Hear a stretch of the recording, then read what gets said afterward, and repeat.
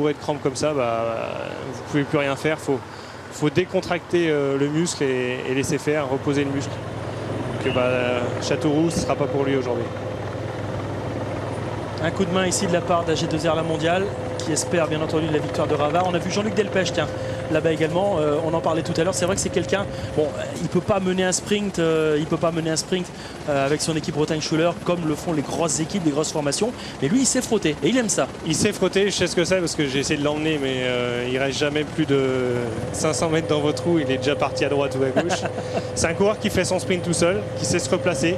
Bon, ça dépend des fois, mais c'est un coureur qui rentre régulièrement dans les 10 premiers. On a vu également Guillaume Blot, le Malouin, le corsaire de l'équipe Bretagne-Schuller, l'ancien coureur de Cofidis, qui est également placé.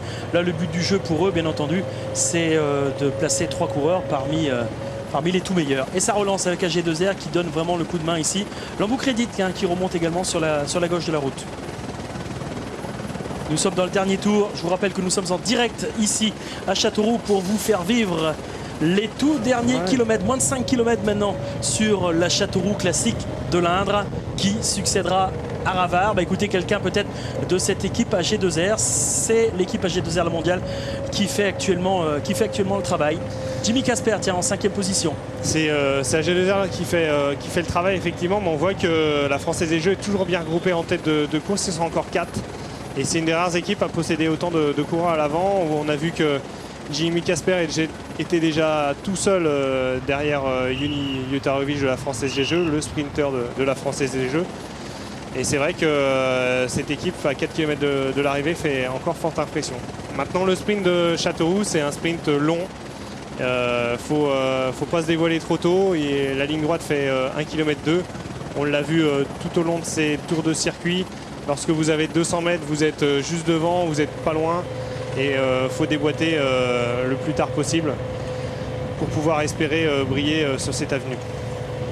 Il n'y a pas de vent, hein. Il n'y a pas de vent dans cette ligne droite. Ou pratiquement pas. Attendez, on regarde les arbres, non, ça bouge pas. Il fait très chaud, mais il n'y a pas de vent. Les photographes qui commencent à se placer, bien entendu, sur cette ligne d'arrivée. Nous allons, bien entendu, vous l'avez compris, assister à un sprint. Une nouvelle fois, après de belles batailles, hein, après une grosse bagarre, notamment lancée par Bretagne-Schuller au kilomètre 120, nous allons assister à une arrivée au sprint. Allez, votre favori. Moi j'ai toujours dit Juni Jutarovic. Ouais, je pense qu'il est bien. Puis voilà, en 3e position, il a un peu trop de vent parce qu'on est quand même au devant du peloton. On voit bien, regarder Jimmy Casper qui est légèrement en retrait, qui sait bien se mettre à l'abri. Il est tout seul, Casper, non? Il est tout seul, ouais. Il est tout seul dans la roue d'Anthony Ravard. Je pense que Jimmy Casper, c'est un coureur qui a quand même de belles années derrière lui. Il sait se placer sur un sprint. Il sait surtout que s'il est tout seul, il faut se placer derrière le coureur qu'il estime être obligé de battre pour gagner aujourd'hui. On l'a vu derrière Juni Jutarovic, on l'a vu derrière, là on le voit derrière Anthony Ravard. C'est vrai qu'il a l'expérience, le coureur Picard, hein, qui va quitter Stéphane Hulot et la Sorce Jasson pour rejoindre AG2R. Et là on voit bien chaque virage, en fait c'est à lieu, on assiste justement à une remontée de coureurs où ça frotte énormément. Là on va chercher le fameux virage à l'épingle. Faut pas se rater là, hein, c'est ce que vous disiez tout à l'heure. Je pense que là, le coureur qui veut gagner aujourd'hui, il va falloir qu'il vire dans les 15-20 premiers. Regardez, on frôle extrêmement, on frôle de très près les trottoirs. Et là, tous les coureurs, ils vont remonter au maximum pour pouvoir, ils vont faire un sprint déjà pour pouvoir se placer. Voilà, pour pouvoir se placer. On a vu Laurent Pichon, hein, que vous avez entendu à différentes reprises tout à l'heure, qui tentait de remonter également.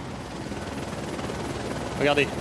Et là, c'est celui qui freine le dernier qui a gagné. Regardez. On va vivre le virage. Voilà. Regardez qui remonte sur le trottoir. Voilà. On voit qu'il y a des écarts à la relance. La grosse relance tout de suite. Et là, les coureurs de la Française, justement, relancent à bloc pour étirer au maximum le peloton. Pour que justement, les coureurs qui sont au-delà de la 20e position fassent un effort supplémentaire pour pouvoir remonter en tête.